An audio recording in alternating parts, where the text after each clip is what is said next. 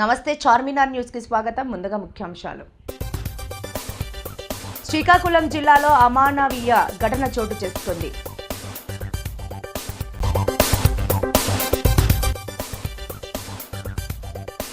కాంగ్రెస్ బీజేపీలకు వడ్డీతో సహా తిరిగి చెల్లిస్తా కేటీఆర్.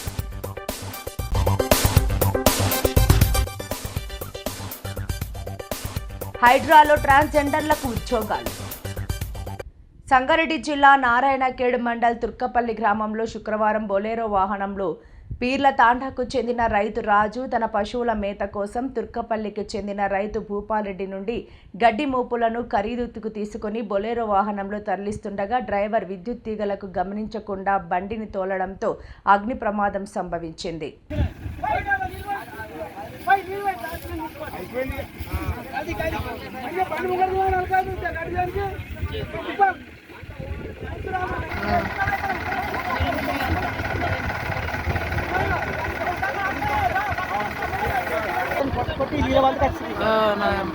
ఒక 5 నిమిషాలంటే కవర్ ఈ గాలి ఇట్లా ఉంటే కూడా తగ్గుతుంది. ఓడ పట్టదు ఆడ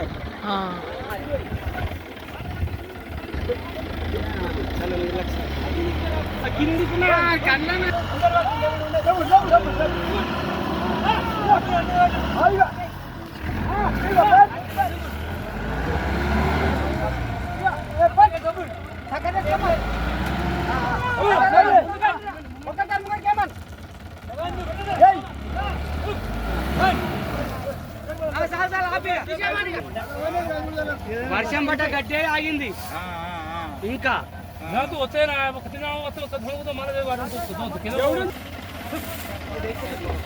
ఒక బిల్లు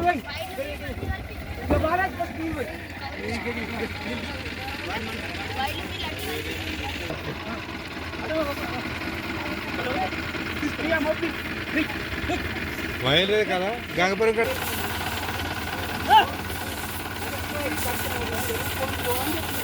ట్రాన్స్జెండర్లంటే ఒకప్పుడు హేళన, కానీ ఇప్పుడు యూనిఫామ్లో పబ్లిక్ ప్రాపర్టీని కాపాడే సింగంలు. 2017లోనే ప్రతిపాదనలకు వచ్చిన ఈ ఆలోచన ఇన్నాళ్లకు నిజమై వారి జీవితాల్లో కొత్త వెలుగులు నింపింది. నమస్కారం, నా పేరు గాయత్రి. నేను హైడ్రా డిపార్ట్మెంట్లో పనిచేస్తున్నాను. హైడ్రా డిపార్ట్మెంట్లో ఈగల్ టీంలో వర్క్ చేస్తున్నాను. మాకు తెలంగాణ ప్రభుత్వము ముఖ్యమంత్రి గారు రేవంత్ రెడ్డి గారు తీసుకున్నందుకు మరియు హైడ్రా డిపార్ట్మెంటు రంగనాథ్ సార్ గారు మాకు సహకరించి మా భిక్షాటన నుండి మాకు తప్పించి మాకు ప్రభుత్వంలో మీకు సమానము, అందరు మనుషులు ఒకటే అని చెప్పేసి తీసుకొని ఉద్యోగం ఇచ్చి హైడ్రా డిపార్ట్మెంట్లో ముఖ్యంగా మాకు ముఖ్య పాత్ర ఇచ్చి ఈగల్ టీంతో అందరితో సమానంగా ఈగల్ టీంగా వర్తించి మమ్మల్ని తీసుకున్నందుకు ముఖ్యంగా ధన్యవాదాలు. మాకు హైడ్రా డిపార్ట్మెంట్లో ఎలాంటి లోటుపాట్లు లేకుండా రంగనాథ్ సార్ గారు మాకు చూసుకుంటున్నారు.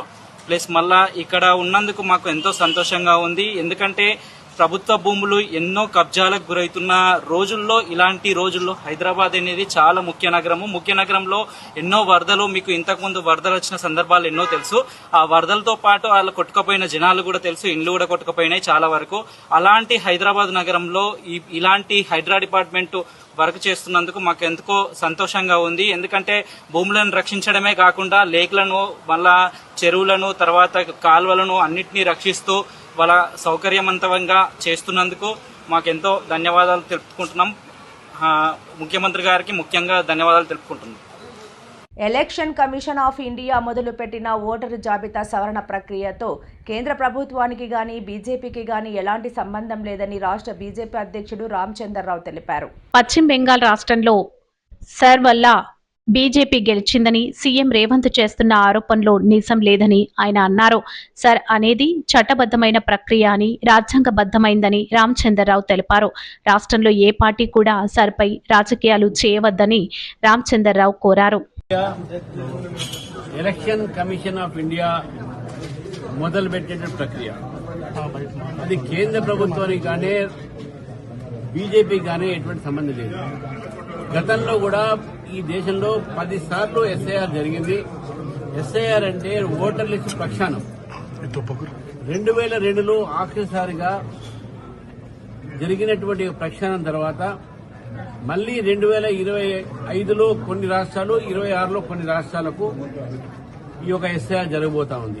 ఇప్పటి వరకు దేశంలో 57 కోట్ల ఓటర్లు వారు ప్రక్షాళంగా దాంట్లో వచ్చి కొత్త ఓటర్లు ఇచ్చిన వాళ్ళ పేర్లు వచ్చినాయి.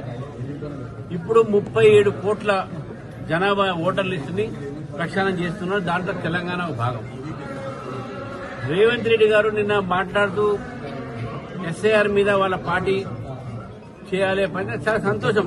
దాని మీద మాకు అన్ని రాజకీయ పార్టీలకు BLA1, BLA2 పెడతారు, బూత్ లెవెల్ ఏజెంట్ పెడతారు.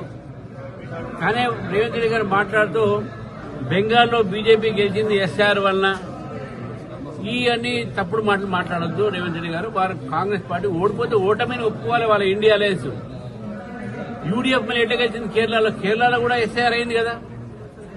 వాళ్ళు ఓడిపోతేనో ఎస్ఐఆర్ గానే ఈవీఎంలు గానీ అంటారు, గెలిస్తేనే మాట్లాడరు.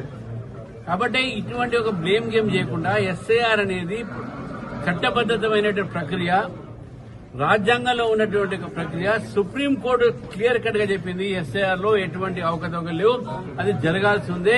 ఈ ప్రక్రియ ఎలక్షన్ కమిషన్ ఆఫ్ ఇండియా అధికారము రాజ్యాంగబద్దమైనటువంటి ఒక ప్రక్రియ కాబట్టి దీనికి మీ అడ్డురామని చెప్పి సుప్రీంకోర్టు చెప్పింది. ఇప్పటికైనా రాష్ట్రంలో ఎంఐఎం గానే, కాంగ్రెస్ పార్టీ గానే, బీఆర్ఎస్ గానే ఈ ముగ్గురు ఎస్ఐఆర్ మీద రాజకీయాలు చేయకుండా అసలైన ఓటర్లని ఈ రోజు లిస్టులో పెట్టే ప్రయత్నం చేద్దాం. అసలైనటువంటి ఓటర్లే ఓటర్ లిస్టులో ఉండాలని చెప్పి కోరుతూ, మరి హైదరాబాద్ లో కూడా రోహింగ్యాలు, బంగ్లాదేశీలు చాలా మంది చొరబాటుదారులు ఉన్నారు. వాళ్ళని ఓటర్ లిస్టులో రాకుండా చేయాలి అనేటువంటి ప్రయత్నం కూడా భారతీయ జనతా పార్టీ ప్రయత్నం చేస్తుందని చెప్పేసి కూడా తెలియజేస్తుంది.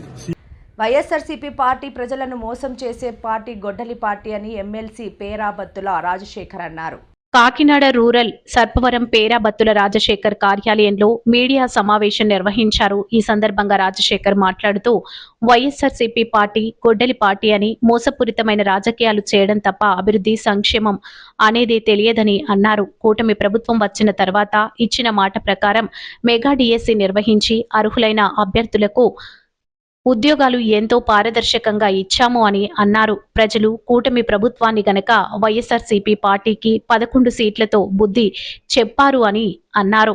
ఏదైతే గత ప్రభుత్వంలో ప్రభుత్వ ఉద్యోగుల్ని ఇబ్బంది పెట్టిందో, అలాగే వాళ్ళకి రావాల్సిన ఏదైతే ఆర్థిక బకాయిలను కూడా ఈ కూటమి ప్రభుత్వం వచ్చిన తర్వాత ఒక బాధ్యతగా, ఎన్ని ఆర్థిక ఇబ్బందులు ఉన్నా కూడా మరి అవన్నీ పక్కన పెట్టి ఒక బాధ్యత గల ప్రభుత్వంగా ప్రభుత్వ ఉద్యోగుల్లో కూడా మరి ఆత్మధైర్యాన్ని నింపడానికి మరి ఒక్కొక్కటి చేసుకొని వచ్చే కార్యక్రమం.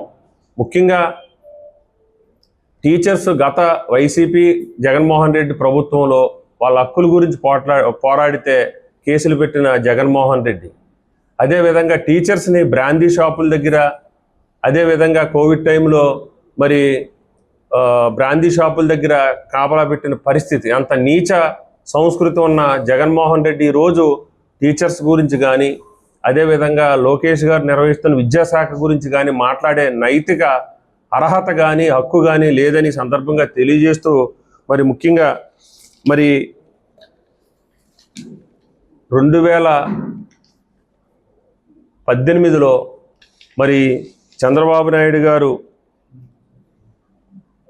ముఖ్యమంత్రిగా ఉన్న సమయంలో గ్రూప్ 1 మరి పరీక్షలు నిర్వహించటం మరి మీ అందరికీ తెలిసిన విషయమే. దాన్ని జగన్మోహన్ రెడ్డి వచ్చిన తర్వాత సుమారు 160 మంది గ్రూప్ 1 ఆఫీసర్లు మరి ప్రిలిమ్స్లో కానీ, అదేవిధంగా మెయిన్స్లో కానీ మరి ఎంత అవకతవకలు జరిగినాయో మీ అందరికీ తెలుసు.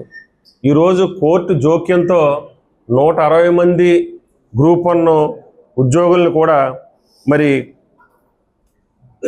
వాళ్ళ బాధ్యతలను తప్పించి మరి లూఫ్లో పెట్టడం జరిగింది. ఇదంతా కూడా మరి వాళ్ళ కుటుంబాలను కానీ వారిలో కానీ మనోధైర్యాన్ని, ఆత్మవిశ్వాసాన్ని దెబ్బతీసే విధంగా జగన్మోహన్ రెడ్డి ఆ రోజు మరి అనాలోచితంగా బాధ్యత లేని విధంగా మరి నిర్వహించిన గ్రూప్ 1 పరీక్షల విధానం కూడా మరి ఈరోజు మనం ఈ రాష్ట్ర ప్రజలందరూ గమనిస్తున్నారు. ముఖ్యంగా జగన్మోహన్ రెడ్డికి ఈ సందర్భంగా ఒకటే తెలియజేస్తున్నాం, వైసీపీ నాయకులకు కూడా, ఇంత పారదర్శకంగా మరి డిఎస్సిని నిర్వహిస్తే ఎక్కడా కూడా అవినీతి లేకుండా అర్హులైన అభ్యర్థులందరికీ కూడా మరి సెలక్షన్ అయిన తర్వాత పబ్లిక్ డొమైన్లో పెట్టి మరి కూటమి ప్రభుత్వం మెగా డిఎస్సి నిర్వహించింది. ఉద్యోగాల నియామకాలు కూడా జరగటం జరిగింది. ఆ రోజు ఏదన్నా జరిగితే ఆ రోజు మాట్లాడవలసింది పోయి మరి ఈరోజు ప్రజల్ని మరి ఏదైతే ఈ ఉద్యోగాల్లో మరి ఉపాధ్యాయులుగా బాధ్యతలు చేస్తున్న వారిని వారి కుటుంబ సభ్యుల్ని కూడా అగౌరవపరిచే విధంగా మరి ఈ విధమైన చర్యలు తీసుకోవడం చాలా దురదృష్టకరం. కాబట్టి జగన్మోహన్ రెడ్డి ప్రజలందరూ గమనిస్తున్నారు. మీరు మీ తండ్రి ముఖ్యమంత్రిగా ఉన్నప్పుడు మీరు చేసిన అవినీతి కానీ, మీరు ముఖ్యమంత్రిగా ఉన్నప్పుడు చేసిన అవినీతి కానీ ఈ రాష్ట్ర ప్రజలే కాదు, దేశ ప్రజలే కాదు ఇప్పటికీ మర్చిపోరు.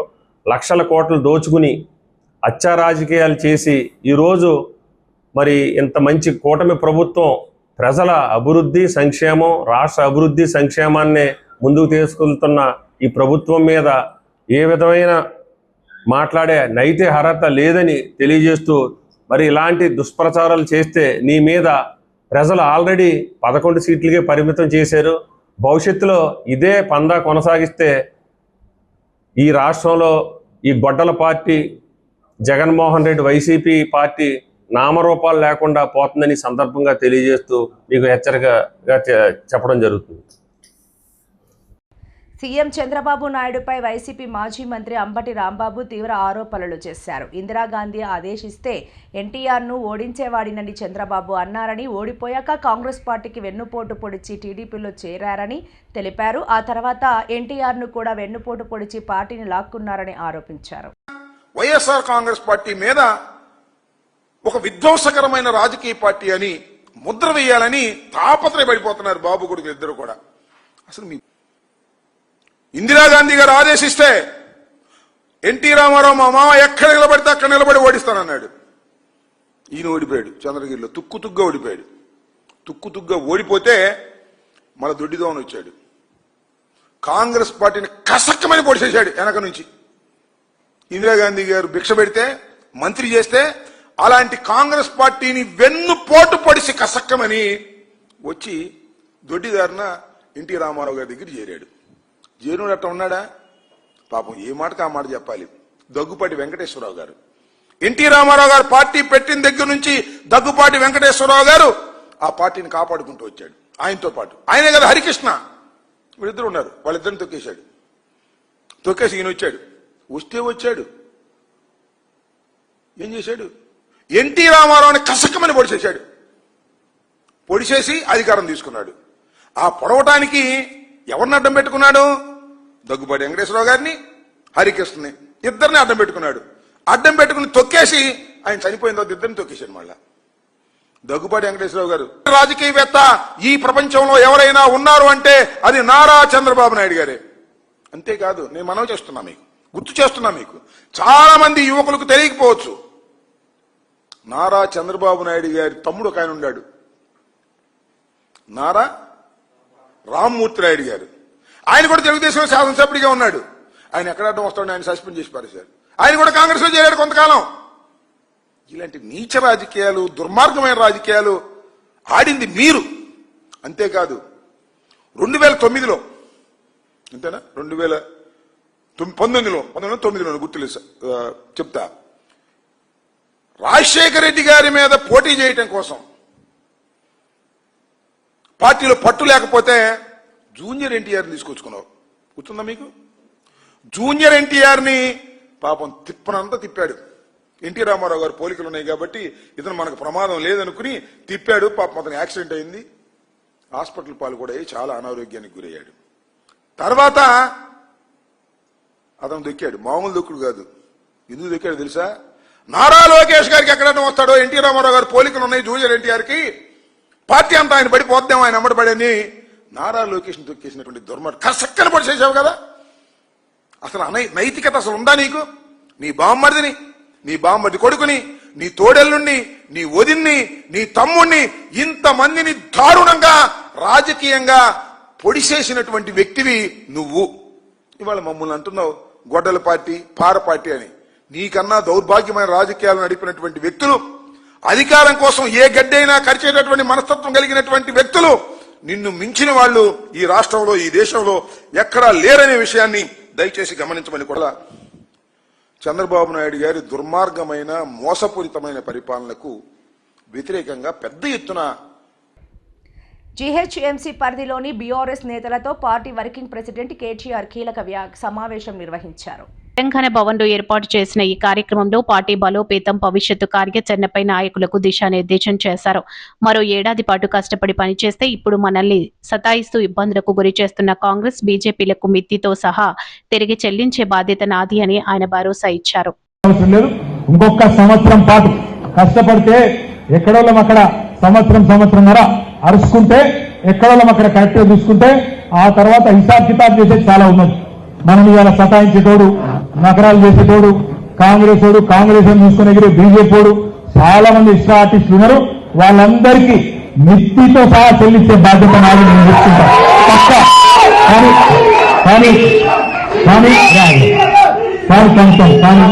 శ్రీకాకుళం జిల్లాలో అమానవీయ ఘటన చోటు చేసుకుంది. కన్నబిడ్డలే భారంగా భావించి పాల వలస రైల్వే పట్టాల పక్కన మూలపొదల్లో మైలపిల్లి లక్ష్మి 50 సంవత్సరాల వృద్ధురాలిని ఓ గొర్రెల కాపరి గుర్తించాడు. 3 రోజులుగా అన్న పానీయాలు లేక అలమటిస్తున్న ఆమెను సీతయ్య ఫౌండేషన్ వారు రక్షించి ఆసుపత్రిలో వైద్యం అందించిన అనంతరం తమ వృద్ధాశ్రమంలో ఆశ్రయం కల్పించారు.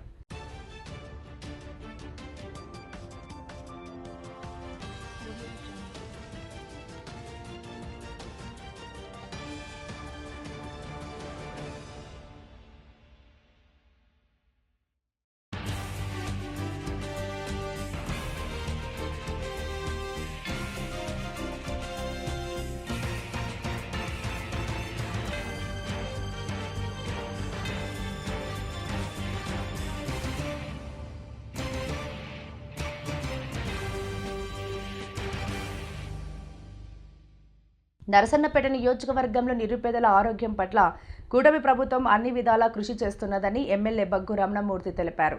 శనివారం నరసన్నపేట R&B గెస్ట్ హౌస్లో పలువురు లబ్ధిదారులకు సీఎం సహాయ నిధి చెక్కులను ఆయన పంపిణీ చేశారు. గౌరవ ముఖ్యమంత్రి గారు సహాయ నిధి నుంచి ఇవాళ ఎవరైతే వైద్యం చేయించుకోలేక సొంత డబ్బులు పెట్టుకొని మరి ఆర్థిక ఇబ్బందుల్లో ఉన్నారో వాళ్ళు సీఎం సహాయ నిధికి అప్లై చేసుకోవడం, గౌరవ ముఖ్యమంత్రి గారు ఈ రాష్ట్ర ఆర్థిక పరిస్థితి ఇబ్బందిగా ఉన్నా ఆరోగ్యానికి సంబంధించి ఒక పక్క ఆరోగ్యశ్రీ ద్వారా పెద్ద ఎత్తున సహకారం అందించడం కాకుండా మరి ఆరోగ్యశ్రీ ద్వారా జరగడం ఏవైనా వైద్యాలు ఉంటే అవి వారి సహాయ నిధి నుంచి మంజూరు చేయడం జరిగింది. వారికి సంబంధించి ఇవాళ నర్సింపేట మండలానికి సంబంధించి చెక్కులు ఇవ్వడం జరిగింది. ఇప్పటికి సుమారుగా 3 కోట్ల రూపాయలు మన నర్సంపేట నియోజకవర్గం నుంచి ఎవరైతే ఆరోగ్యం బాగోలేక సీఎం సహాయానికి అభ్యర్థించారో వారికి ఇవ్వడం జరిగిందని సందర్భంగా తెలియజేస్తూ సీఎం గారు క్షేమంగా ఉండాలి, ఈ రాష్ట్రాన్ని అన్ని రంగాల్లో అభివృద్ధి చేయాలి, ఆరోగ్యం విద్య ఇవన్నీ అధిక ప్రథమ ప్రాధాన్యత ఇస్తూ ఇవాళ ఈ ప్రభుత్వం కృషి చేస్తున్న విషయాన్ని గమనించవలసిందిగా ప్రధానిగా కోరుతున్నాను. నరసన్నపేట సారవకోట పోలీసులు శనివారం పచోరీ కాలనీలో స్థానికులకు గంజాయి మాదక ద్రవ్యాల దుష్భావాలపై అవగాహన కల్పించారు. నరసన్నపేట సారవకోట పోలీసులు శనివారం పచ్చూరి కాలనీ యువత ఎక్కువగా వీటికి బానిసలవుతున్నారని, తల్లిదండ్రులు అప్రమత్తంగా ఉండాలని సీఎం ఎం శ్రీనివాసరావు, ఎస్ఐలు గణేష్, అనిల్ కుమార్లు సూచించారు. మాదక ద్రవ్యాల వినియోగంపై సమాచారం తెలిస్తే వెంటనే 1972కు లేదా పోలీసులకు తెలియజేయాలని కోరారు. అనంతరం ప్రతిజ్ఞ చేపట్టారు.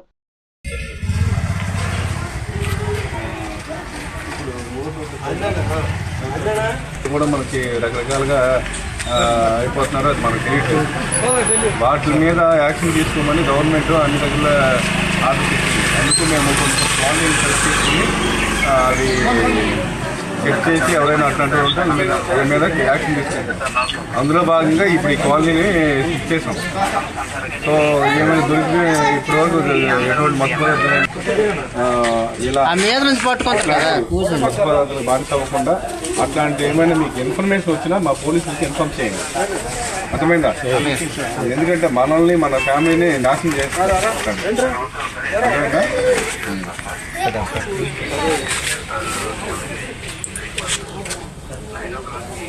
మన దేశాన్ని మాదక ద్రవ్యాల నుంచి విముక్తి చేయడానికి కృషి చేస్తానని, మాదక ద్రవ్యాల వినియోగాన్ని వ్యతిరేకిస్తానని ఇతరులను కూడా అదే విధంగా చేయడానికి ప్రోత్సహిస్తానని, మాదక ద్రవ్యాల దుర్వినియోగం వల్ల కలిగే దుష్పరిణామాల గురించి కుటుంబ సభ్యులకు, స్నేహితులకు మరియు సమాజానికి తెలియజేస్తానని, ఉద్యమంలో చురుకుగా పాల్గొంటానని. వెహికల్స్ చెప్పనా? ఎన్ని? 5 సార్. 5 ఈరోజు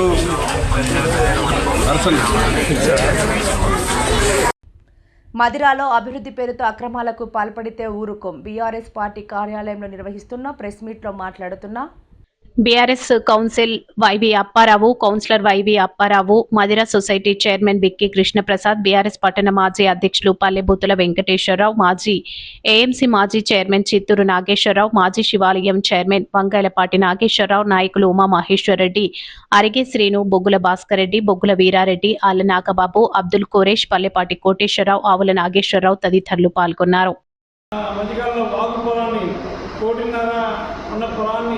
దాదాపు 6 కోట్లుగా చూపించి దాన్ని చేయాలని చూసింది వాళ్ళే. ఇవాళ మళ్ళా బట్టి గారు దాని ఉత్తర్వులు గవర్నమెంట్ ల్యాండ్స్ ఉన్నాయి, ఆడే ఎస్టీపీ కట్టాలని నిర్ణయించింది వాళ్ళే. అదిగాక రిటైనింగ్ వాళ్ళని పెట్టారు. ఆ రిటైనింగ్ వాళ్ళు మట్టి 50 లక్షల రూపాయలు మట్టి దుర్వినియోగం చెప్పిన మొత్తంగా దానికి వేరే టెండర్ కూడా ఉంది. అయినా శ్మశాన వాటికి తోవాల్సిన మట్టి వేరే ఉంది. ఈ రిటైనింగ్ వాళ్ళ మట్టి తోలి దాని దగ్గర 50 లక్షల రూపాయలు దొరుకున్నారని మేము సభాముఖంగా తెలియజేస్తున్నాం. ఇలాగే చేసుకుంటూ పోతే ఇసుక చాటుల కానుంచి ఊళ్ళో మేము మట్టి గ్రావెల్ కానుంచి మొత్తం అవినీతి జరుగుతుంది. ఆ అవినీతి జరగకుండా మేము అడ్డుకోవడానికి సిద్ధంగా ఉన్నాం. ఏదైనా టైం నుంచి మేము కూడా ముందుకు రావడం తయారైనాం. మీకు ఇచ్చిన టైం సరిపోద్ది. ఇప్పుడు ఎక్కడ చూసినా మీరు గవర్నమెంట్ రోడ్లకి కోరేది రిటైనింగ్ గవర్నమెంట్ వెళ్ళారు, హనుమాన్ కాలనీ కానీ ఎక్కడైనా కానీ అడ్డుకాదు. కాబట్టి అభివృద్ధి పేరుతో చూసుకున్న దానికి మట్టికి అడ్డుపడతాం. ప్రతి ఒక్క పనిలో ఒక విషయాన్ని ఫస్ట్ రోడ్లు పోసే కాంట్రాక్టులు కానించి మదిరా మున్సిపాలిటీలో వేసుకున్న 10% లెస్లో ఉన్న కాంట్రాక్టులు వేసుకున్న వాటిని బెదిరించి కొంతమంది కాంట్రాక్టులు మళ్ళీ ప్లస్ 10% వేసి దాన్ని కాంట్రాక్ట్ టెండర్లు ఇచ్చారు. ఫస్ట్ అదొకటి. సెకండ్, మదిర శ్మశాన వాటికని ఆ పేరుతో చెప్పి శ్మశాన వాటికలో ఉన్న సమాధులు తీయడం కానీ, శ్మశాన వాటికలో దాన్ని మన కర్మశాలలు చేసేదాన్ని, దహనం చేసేదాన్ని కాలవీరభద్రం గారు ఎన్నో డబ్బులు ఖర్చు పెట్టింది. మదిర అభివృద్ధిలో ఆ రోజు ఎప్పుడు ఎవరు నోచుకొని విధానంగా చేసిన దాన్ని వాళ్ళ కనీసం ఇంటిమేషన్ లేకుండా మొత్తం కూలగొట్టేశారు. కూలగొట్టేసి దాన్ని అభివృద్ధి అని అంటే అంతకుముందు 20 సంవత్సరాల క్రితం నుంచి ఇక్కడ ఉన్న వాళ్ళకి తెలియలేదు అభివృద్ధి అనేది. ఆ శ్మశాన వాటికలో మోసింది ఆ సైడ్ 8లో నుంచి కట్టే వాల్ కాడ చూసుకున్న మట్టిని తీసుకొచ్చి దోసుకున్నారు. ఇక్కడ లక్షలు దాన్ని వినియోగం చేసి అక్కడ మట్టిని తీసుకొచ్చి ఇక్కడ అమ్ముకున్నారు. ఆ మట్టికి ఉన్న ఆ పొలాలు రైతులకి డబ్బులు ఇంత మట్టికి కానీ రైతులకు వాళ్ళని పట్టించుకునేవాడు లేడు. ఎంతసేపు కాంగ్రెస్ వాళ్ళు మేము ఫోటోలు దిగడం చేయటం ఇది ఒకటి బాధ దౌర్జన్యంగా చేసినట్టు ఉంది. కానీ అభివృద్ధి చేసిన పనులు ఏమాత్రం భాగస్వామ్యంగా ఉండలేదు. ప్రతి ఒక్కరు పోవటం, ఫోటోలు దిగడం చేయటం. మరి ఇది అట్నే ఏ ఆఫీసులో అవినీతి జరిగినా కూడా వారికి కొంత టైం ఇవ్వాల్సింది కాబట్టి ఇచ్చాం. ఇక వారిని వదిలిపెట్టే సమస్య లేదు. ప్రతి దానికి వారు ఎమ్మట పడతాం. వారిని మంచి మార్గంలో నడిచే విధంగా మేము వాళ్ళకి దిక్చూసిగా ఉంటాం అని ఈ సందర్భంగా మీ ద్వారా వాళ్ళకి తెలియజేస్తున్నాం. అవి క్యాన్సిల్ అయినాయో లేవో క్యాన్సిల్ చేయమన్నారట. ఎస్టీపీ వచ్చిన స్థలం ఉంది, ఎక్కడ పడితే అక్కడ గ్రీన్ బెల్ట్లు ఉన్నాయి, వాటిలో నిర్మించవచ్చు. అయినా కూడా దుర్బుద్ధితో ఇటువంటి వాళ్ళు ఇట్లా ఎస్టిమేట్లు ఎక్కువేసి, ముఖ్యంగా మేము డిమాండ్ చేసేది ఒకటే, మొన్న క్యాన్సిల్ చేయటమే కాదు, మొన్న కొంతమంది ప్రజాప్రతినిధులు రాష్ట్రం అధికారులు కలిసి చేసిన ఈ దుర్మార్గాన్ని వాళ్ళ మీద విచారణ చేపట్టి చట్టపరంగా ఆ అధికారులను సస్పెండ్ చేయాలా. అట్లనే ప్రజాప్రతినిధులు కూడా బర్తరఫ్ చేసే చట్టం కూడా ఉన్నది. ఈ సందర్భంగా మీ ద్వారా వాళ్ళని తెలియజేస్తున్నాం. మున్సిపాలిటీ వారికి కానీ, బట్టి గారికి కానీ అందరికి కూడా ఈ ఈ సందర్భంగా వార్తలు ముగించే ముందు ముఖ్యాంశాలు మరోసారి. శ్రీకాకుళం జిల్లాలో అమానవీయ ఘటన చోటు చేసుకుంది.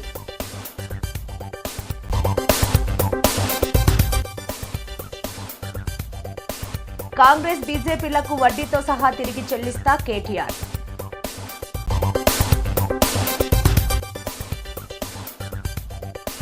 హైడ్రాలో ట్రాన్స్జెండర్లకు ఉద్యోగాలు. ఈ వార్తలు ఇంతటితో సమాప్తం. నమస్కారం.